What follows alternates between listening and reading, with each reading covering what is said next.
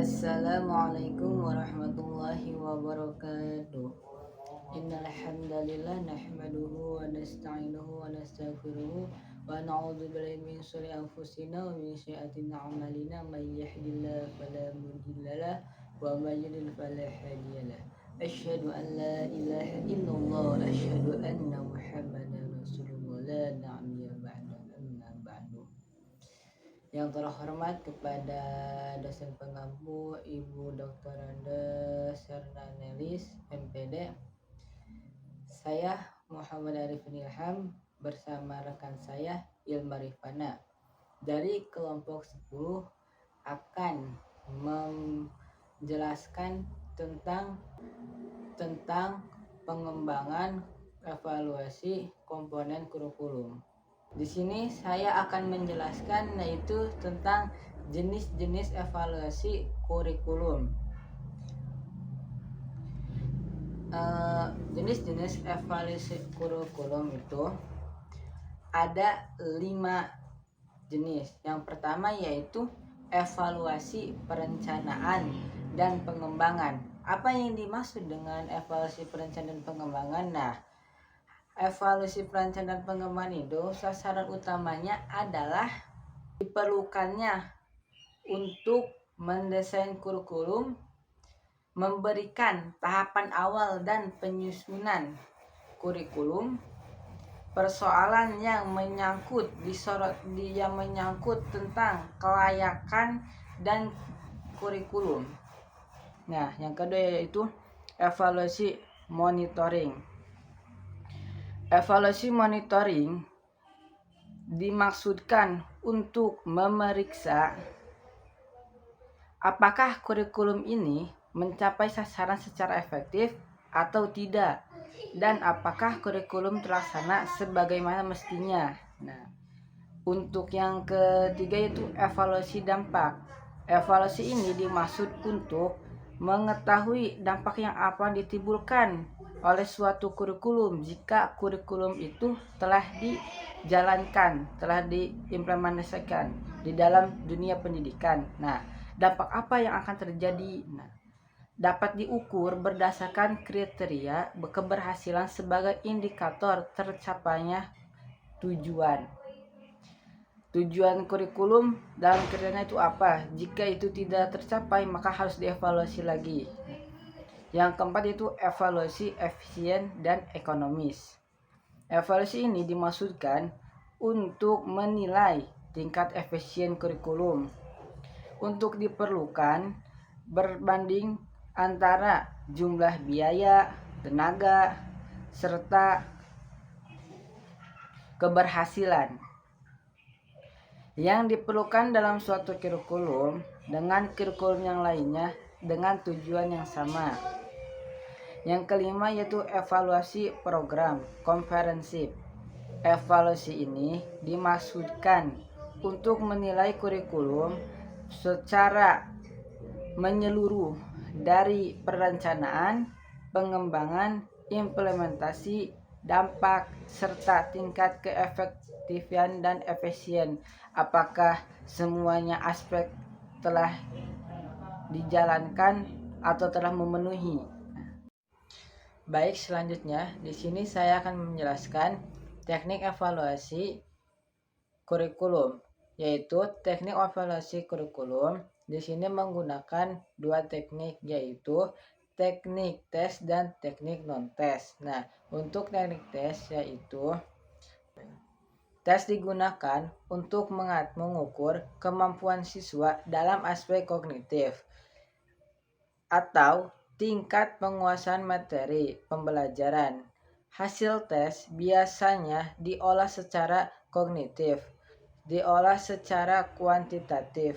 Proses pelaksanaan tes hasil belajar dilakukan setelah berakhirnya pembahasan atau suatu pokok pembahasan, atau setelah selesai per semester. Yaitu teknik tes mencakup beberapa. Yang pertama itu kriteria tes sebagai alat evaluasi. Tes sebagai suatu alat ukur dikatakan memiliki tingkat validasi Seandainya dapat mengukur yang hendak diukur, tidak dikatakan tes. Tingkat validitas seandainya yang hendak diukur kemahiran mempromosikan sesuatu. Tetapi yang digunakan adalah tes tertulis yang mengukur keterpahaman suatu konsep. Tes memiliki tingkat rehabilitas dan atau keandalan. Ada beberapa teknik untuk menentukan tingkat rehabilitas, yaitu pertama, dengan tes retest, yaitu dengan mengkorelasikan hasil testing yang pertama dengan hasil yang kedua. Kedua, dengan mengkorelasikan hasil testing antara item yang satu dengan item yang genap. Ketiga, dengan memecahkan hasil testing menjadi dua bagian. Kemudian keduanya dikorelasikan. Nah, selanjutnya dalam teknik tes, selanjutnya itu ada jenis-jenis tes. Tes hasil belajar. Tes hasil belajar dapat dibedakan atas beberapa jenis. Yang pertama, berdasarkan jumlah peserta. Tes ini memiliki dua poin, yaitu tes kelompok dan tes individu. Tes kelompok adalah tes yang dilakukan terhadap sejumlah siswa secara bersamaan. Semisal, dalam suatu kelas ada 30 siswa, dibagi 6. Per satu kelompoknya itu 5 orang. Penugasan itu bertujuan untuk mempermudah para siswa. Yang kedua itu tes individu adalah tes yang dilakukan kepada seorang siswa secara perorangan, yaitu contohnya dalam satu kelas ada 10 siswa dan penugasan dikerjakan oleh masing-masing setiap siswa. Nah, selanjutnya itu berdasarkan cara penyusunannya.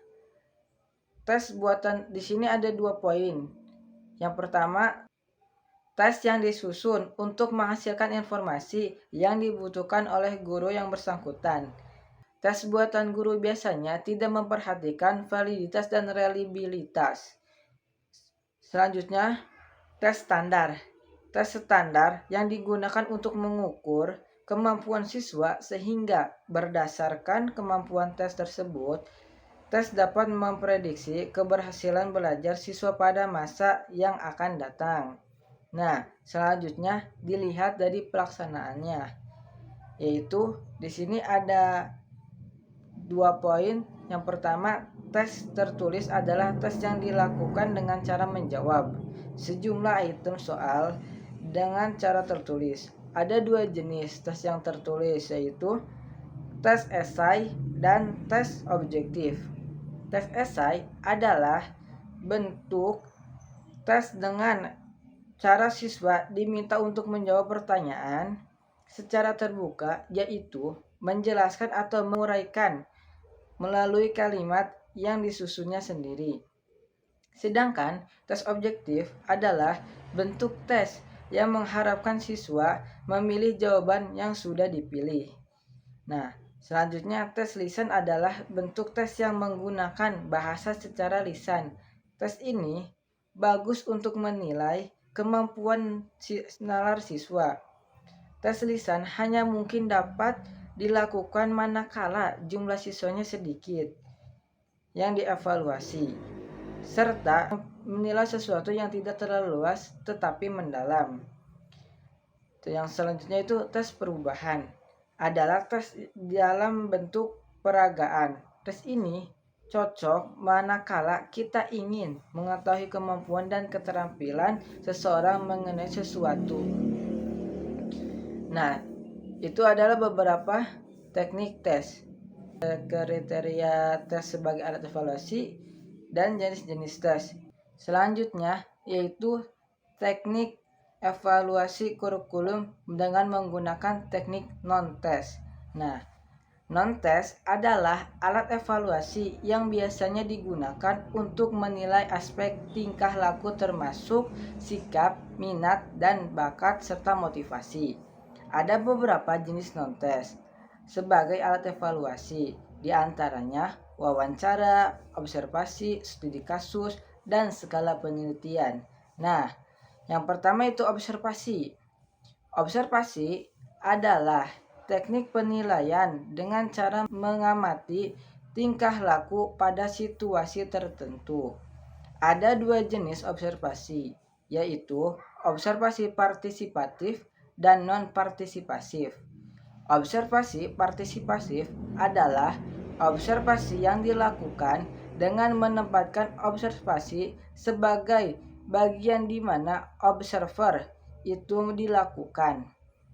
Selanjutnya, observasi non-partisipatif adalah observasi yang dilakukan dengan cara observasi murni sebagai pengamat. Artinya, observer dalam melakukan pengamatan tidak aktif sebagian dari itu, akan tetapi ia berperan semata-mata hanya sebagai pengamat saja.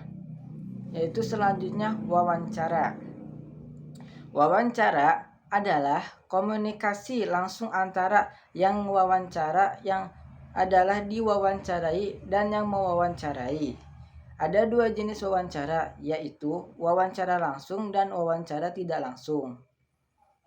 Wawancara langsung di mana pewawancara melakukan komunikasi subjek yang ingin dievaluasi. Wawancara tidak langsung dilakukan di mana pewawancara ingin mengumpulkan data subjek melalui perantara. Selanjutnya yaitu studi kasus. Studi kasus dilakukan untuk mempelajari individu dalam periode tertentu secara terus-menerus. Studi kasus sangatlah penting dalam penelitian suatu kurikulum yang sudah diimplementasikan dalam menganalisis dan mempertimbangkan beberapa faktor yang saling mempengaruhi. Selanjutnya, skala penelitian. Skala penelitian atau biasa disebut sebagai SLAI merupakan salah satu alat penilaian dengan menggunakan skala yang telah disusun dari ujung negatif sampai dengan positif. Sehingga pada skala tersebut penilaian tinggal memberikan tanda checklist saja. Baik, itulah komponen teknik evaluasi yang dimana sebagai alat untuk melihat keberhasilan pencapaian tujuan dengan menggunakan sistem tes dan non-tes.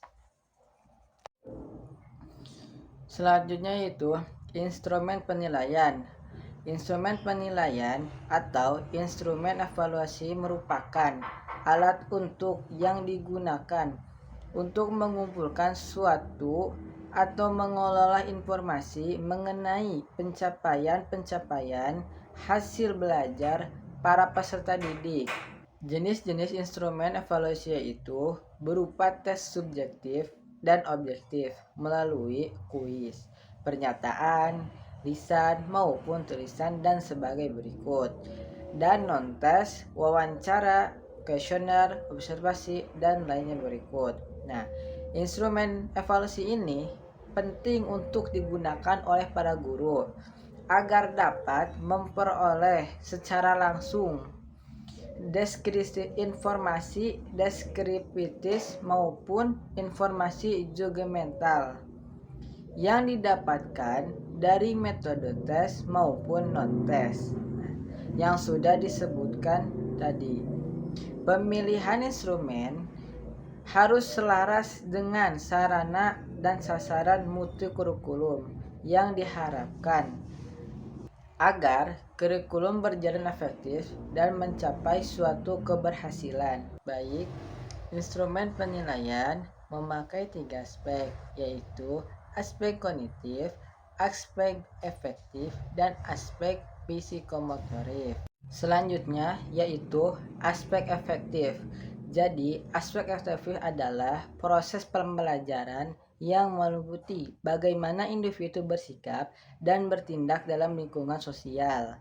Bisa juga penilaian efektif ini mencakup emosi individual, perasaan, dan kestabilan emosi dari dirinya. Untuk penilaian efektif, biasanya dilakukan dengan memberikan sesuatu tantangan yang memeras emosi dari individu. Jika berhasil dalam hal yang bersangkutan, maka akan dinilai dengan baik, dan jika tidak berhasil, maka sebaliknya akan diambil langkah yang tepat untuk selanjutnya. Yang ketiga yaitu aspek psikomotorik. Aspek psikomotorik berkaitan dengan keterampilan individu dalam suatu hal tertentu. Biasanya, keterampilan ini juga berkaitan dengan bagaimana minat seseorang individu. Bisa jadi ketika seseorang anak tidak perlu atau tidak pandai dalam hal pelajaran, namun boleh jadi ia sangat kompeten di bidang aspek psikomotoriknya. Oleh karena itu, kita tidak boleh menghakimi kekurangan seseorang individu terutama dalam hal kemampuan berpikir. Sebab setiap individu mempunyai kelebihannya masing-masing. Kita tidak bisa menilai hanya dari satu yang disepelekan kepada kecenderungan ketiga aspek ini. Sehingga dengan begitu melakukan judgmental kepada murid, pada dasarnya tidak ada murid yang bodoh. Yang ada adalah guru yang tidak tahu bagaimana kemampuan muridnya yang bersangkutan. Nah, itulah aspek-aspek yang dipakai dalam instrumen penilaian. Nah, itulah yang bisa saya paparkan. Kurang lebihnya mohon maaf. Saya dari kelompok 10 pamit undur diri. Allahumma fiq ila qawmit thoriq. Wassalamualaikum warahmatullahi wabarakatuh.